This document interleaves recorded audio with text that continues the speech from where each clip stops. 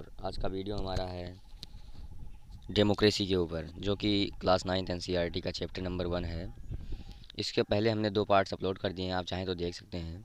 इसके पहले हमने 2 की 3 फीचर्स देखे हैं, शायद मुझे याद नहीं है, 2 या 3 फीचर्स देखे हैं कि डेमोक्रेटिक गवर्नमेंट होने के लिए कौन कौन से फीचर्स आवश्यक हैं। उसमें 2-3 कंट्रीज़ हमने देखा है जो अपने आप को डेमोक्रेसी कहने का दावा तो करती हैं, लेकिन डेमोक्रेसी है नहीं असलियत में वो। उसी का जो आगे का फीचर है वो यहाँ पर दिखाया गया है। डेमोक्रेसी में होना चाहिए क्या? 1 पर्सन 1 वोट एंड 1 वैल्यू। हर आदमी के पास वोट देने का अधिकार होना चाहिए और उसके वोट की एक वैल्यू जो होनी चाहिए वो एक होनी चाहिए। चलिए शुरू करते हैं। Earlier we read about the struggle for democracy was link to the demand for universal adult franchise. हमने देखा है कि जो डेमोक्रेसी है वो पहले हमने पढ़ा है कि जो डेमोक्रेसी है उसका जो संघर्ष है वो डायरेक्टली यूनिवर्सल एडल्ट फ्रेंचाइज के डिमांड पर टिका हुआ है या डिमांड से जुड़ा हुआ है। यूनिवर्सल एडल्ट फ्रेंचाइज वो एक तरीके का संविधान में लिखा प्रोविज़न है यूनिवर्सल एडेड फ्रेंचाइज की। जो व्यक्ति अपना 18 साल पूरा कर चुके हैं, the person of people who have completed their 18 years of age can give 1 vote and their vote have 1 value. मतलब जो व्यक्ति अपने 18 साल को पूरा कर चुके हैं उन्हें एक वोट देने का अधिकार है। उनका नाम इलेक्टोरल लिस्ट में आ जाता है जहाँ पर उनको वोट देना होता है। इनको एक वोट देने का अधिकार होता है, उस वोट की वैल्यू 1 होती है। लेकिन अभी भी इस प्रिंसिपल को आधे से ज़्यादा देशों में, बहुत सारे देशों में फॉलो तो किया जाने लगा है, लेकिन अभी भी कुछ एग्जांपल्स हैं इसके जिसमें ये इक्वल राइट नहीं दिया गया है वोट देने का। इसमें पहला जो है वो सऊदी अरेबिया के बारे में कहा गया है कि 2005 तक, जब तक 2005 तक सऊदी अरेबिया में वोट देने का अधिकार केवल पुरुषों को था, महिलाओं को नहीं था। इस्टोनिया में जो रसियन माइनॉरिटी रहते थे, जो रसियन लोग रहते थे एस्टोनिया में, उनको वोट देने का अधिकार नहीं था। फ़िजी एक देश है, फ़िजी में ऐसा इलेक्टोरल सिस्टम है कि जो वहाँ के इंडिजीनियस लोग फ़िजी हैं, जो वहाँ के खुद के जो रहने वाले हैं फ़िजी के, उनकी वोट की वैल्यू जो है, और जो बाहर से आकर यहाँ कर उनकी यहाँ की एक तरह से वहाँ का पंजीकृत, जो वहाँ से मतलब दूसरे कंट्री से फ़िजी में आए हैं रहने के लिए, उनके वोट की वैल्यू फ़िजी के वोट के वैल्यू को 1/2 हो जाता है, मतलब हाफ़ हो जाता है। फ़िजी में अगर कोई भी व्यक्ति है वो वोट देता है तो उसकी वैल्यू 1 होगी, और जो इंडियन फिजियन है या इंडिया से फिजी में गया है भी, मतलब वहाँ की नागरिकता प्राप्त कर ली है उसने, तो उसको उसकी वोट की वैल्यू जो है वो 1/2 हो जाती है, हाफ हो जाती है। Democracy is based on the fundamental principle of political equality. Democracy का जो फंडामेंटल प्रिंसिपल है, जो बेसिक प्रिंसिपल है, वो पॉलिटिकल इक्वलिटी पे बेस्ड है। सबको मतलब इक्वल राइट देना चाहिए, इक्वल अधिकार है वोट देने का, इक्वल वैल्यू होनी चाहिए वोट की। That give us the third feature of the democracy. इससे हम थर्ड डेमोक्रेसी का थर्ड फीचर जान चुके हैं कि डेमोक्रेसी में ईच एडल्ट सिटीजन, हर एक एडल्ट सिटीजन जिन्होंने अपना 18 साल पूरा कर चुके हैं, उन्हें एक वोट देने का अधिकार है। उनके वोट की वैल्यू जो है वो एक होनी चाहिए, मतलब वो 2-3 वोट नहीं दे सकते हैं, केवल एक वोट दे सकते हैं। आइए आगे देखते हैं। जो हमारा अगला फीचर है वो है rule of law and respect for rights. इसको मैं हाईलाइट कर देता हूँ कि ताकि आपको आसानी से समझ में आए।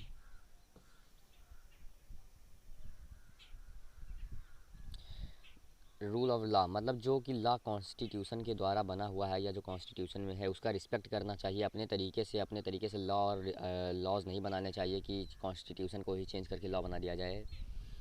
जिम्बाब्वे जो है एक कंट्री का यहाँ पर एग्जांपल दिया गया है। जिम्बाब्वे वाइट माइनॉरिटी से 1980 में इन्हें आज़ादी मिली। गोरे जो अल्पसंख्यक थे उनसे 1980 में इनको आज़ादी मिली। तब से यहाँ इस कंट्री पे जो रूल हो रहा है वो जानू पीएफ पार्टी का हो रहा है। ये पार्टी का नाम है जानू पीएफ। इस पार्टी ने काफ़ी अहम रोल निभाई थी फ्रीडम स्ट्रगल में, इस देश के आज़ाद कराने में। इसके जो लीडर थे, जो प्रेसिडेंट थे इस पार्टी के, वो थे Robert Mugabe. Rule the country since independence से आज तक यही रूल करते आए थे कंट्री को। इलेक्शंस रेगुलरली होते थे और यही जानू पीएफ पार्टी जीतती थी। प्रेसिडेंट मुगाबे पॉपुलर होता गया, लेकिन पॉपुलर तो थे, फेमस तो थे, लेकिन ये अनफेयर प्रैक्टिसेस यूज़ करते थे, गलत चीज़ यूज़ करते थे इलेक्शन जीतने के लिए। Over the years his government change the constitution several time to increase the powers of the president. इसकी जो गवर्नमेंट थी, इन्होंने पूरा कॉन्स्टिट्यूशन ही वहाँ का चेंज कर डाला। इन्होंने सारा का सारा जो पावर था वो प्रेसिडेंट को दे दिया गया, जो कि यही उस समय के प्रेसिडेंट थे रॉबर्ट मुगाबे। इन्हीं को सारा पावर अपने आप को इन्होंने दे दिया पूरा कॉन्स्टिट्यूशन चेंज करके।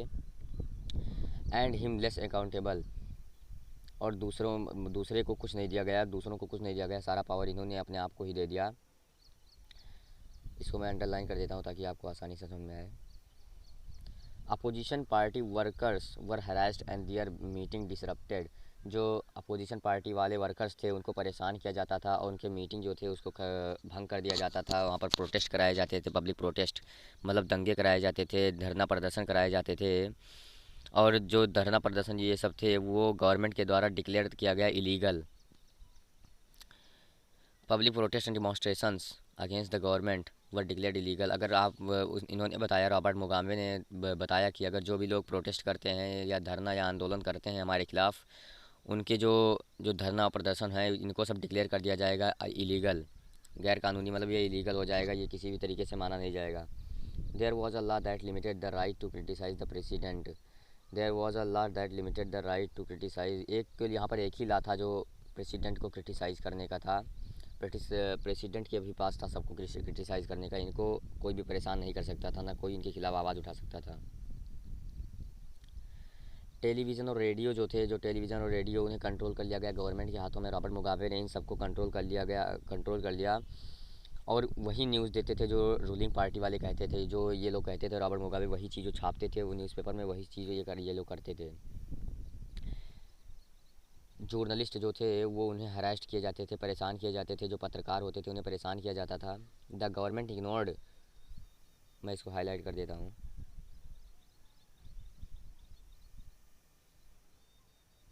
जो गवर्नमेंट था, government ignore some court judgement that went against it and pressurised जजेस को डांटा जाता था, जजेस को धमकाया जाता था कि हमारे फेवर में डिसीजन दीजिए, अगर आपने हमारे फेवर में डिसीजन नहीं दिया गया तो हम ये कर देंगे वो कर देंगे, मतलब अपने अपने तरीके से उनको परेशान करते थे। He was forced out of the office in 2017। उन्हें 2017 में रॉबर्ट मुगाबे को ऑफिस से बाहर फेंक दिया गया, मतलब उनको हटा दिया गया उस पद से।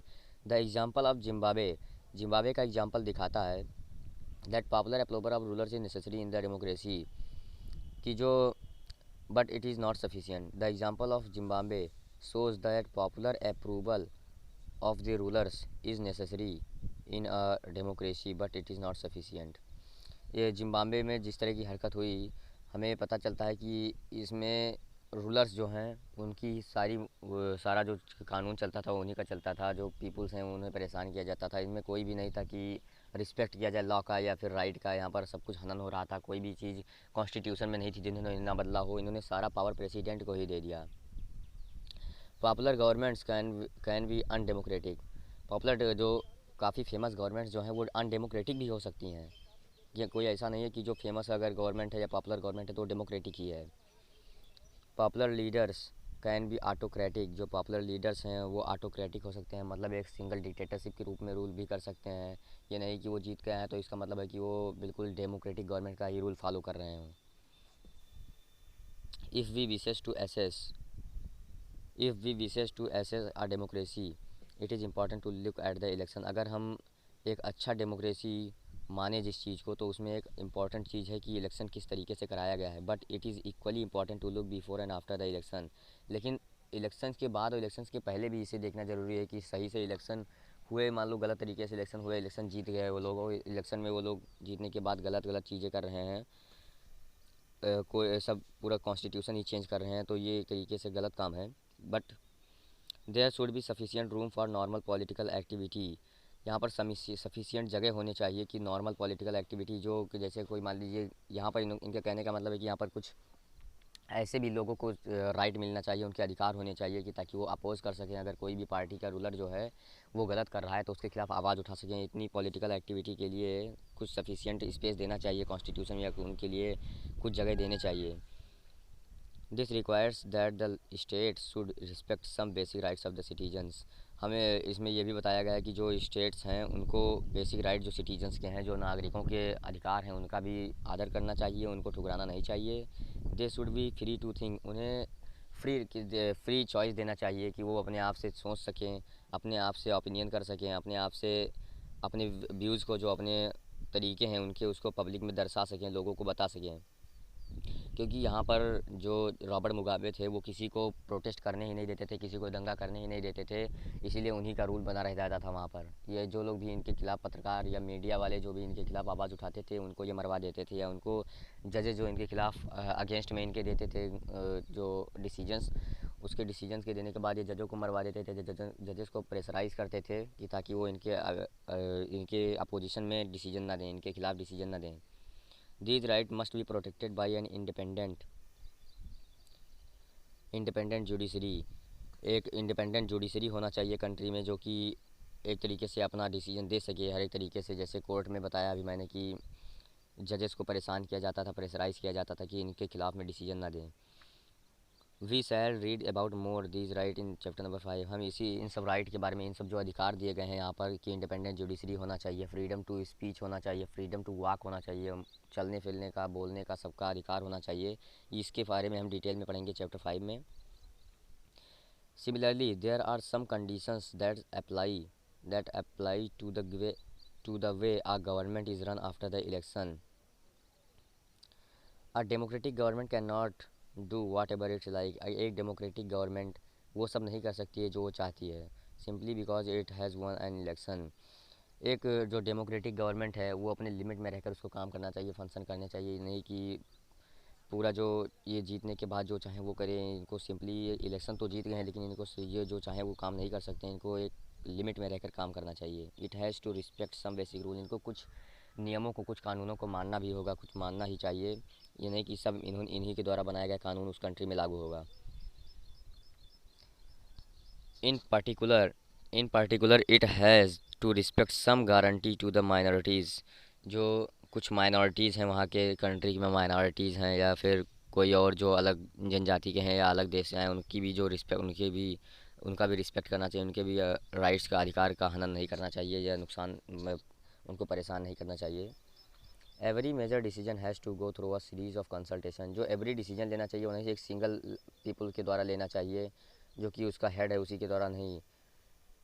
एवरी सिटीजन, एवरी जो ऑफिसर्स हैं, जो ऑफिशियल्स हैं या मेजर डिसीजन जो हैं, उनको एक सीरीज ऑफ कंसल्टेशन, मतलब हर एक आदमी से, जैसे आज के टाइम में काउंसिल ऑफ मिनिस्टर डिसीजन लेता है, कैबिनेट डिसीजन देती है, अलग अलग डिपार्टमेंट डिसीजन देता है, तब एक फाइनल डिसीजन जाकर प्रेसिडेंट या प्राइम मिनिस्टर के द्वारा दिया जाता है। उसी तरीके का कार्य यहाँ होना चाहिए, नहीं कि जैसे रॉबर्ट मुगाबे जीत गए थे तो वही अपने आप का अपनी मनमर्जी का करने लगे थे। सबको देना चाहिए राइट की, ताकि वो अपनी अपनी बातों को रखें, तब एक फ़ाइनल डिसीजन लिया जा सके, ताकि एक अच्छा निर्णय बन सके। Every office bearer has certain rights and responsibilities assigned by the constitution and the law. Every office bearer जो हैं उनको एक पार्ट, सबको अधिकार दिया गया है, रिस्पॉन्सिबिलिटीज़ दिया गया है कॉन्स्टिट्यूशन में। हर एक लॉ के तहत इन लोगों को भी, एवरी ऑफिस बेयरर को दिया गया है रिस्पॉन्सिबिलिटी कि वो कुछ कर सकते हैं या कुछ नहीं कर सकते हैं, सब कुछ उसमें दिया गया है।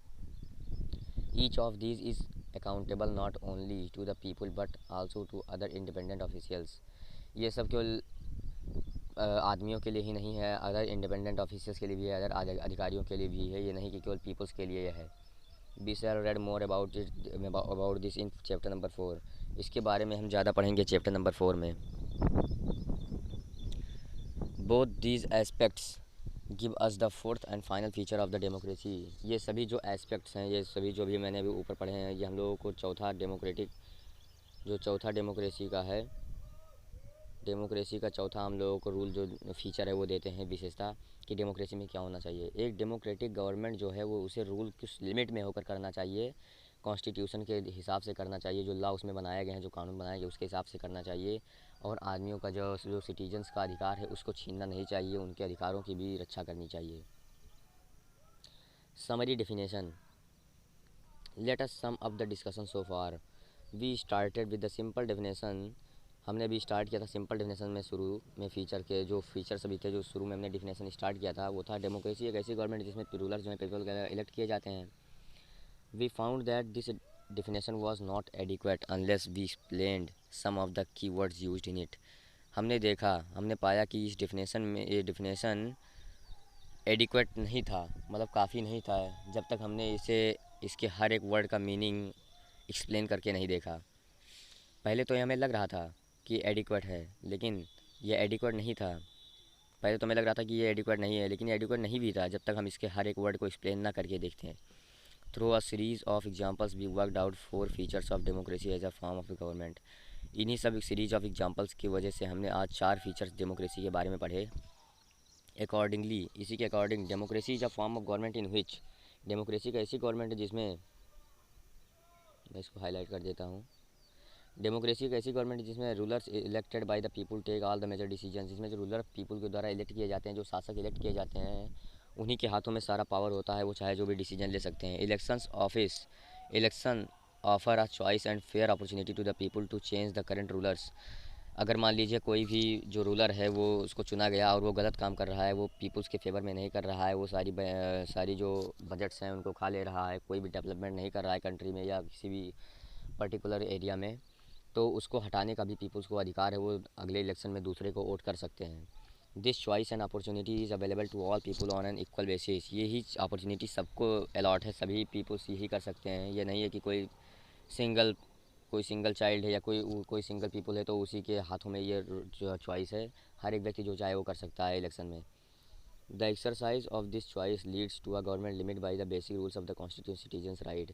यही जो चॉइस है, यही the exercise of this choice, इसी चॉइस की वजह से जो गवर्नमेंट है वो लिमिटेड फंक्शंस करती है। ये नहीं कि अपने मनमानी का फंक्शन करती है, और सिटीजन्स के राइट का भी नुकसान नहीं करती है। उनके सिटीजन्स के राइट को, जो अधिकार हैं नागरिकों के, उनका भी आदर सम्मान करती है। इसी वजह से, क्योंकि अगर वो गलत काम करेंगे तो पीपल्स को जानते हैं कि पीपल्स उनको हटा देंगे अगली बार।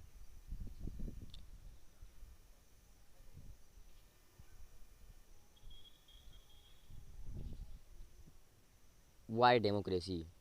अब यहाँ से वाई डेमोक्रेसी, डेमोक्रेसी क्यों है, क्यों डिफाइन करते हैं क्या है democracy. An argument break out in the Lyngdoh madam class में एक आर्गूमेंट अभी तक चल रही थी। She had finish teaching the previous section on what is democracy and asked the student if they thought democracy what the best form of government. Everyone had something to से।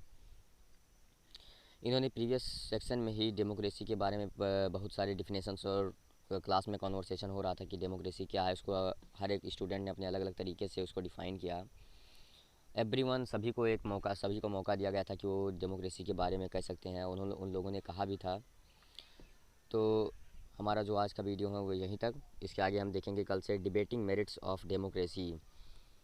अगर आपको दो वीडियो इससे पहले देखना है, अगर आपको ना समझ में आया तो इससे पहले दो वीडियो देख लीजिए जो मैंने ऑलरेडी अपलोड कर दिया है। Bye bye, take care.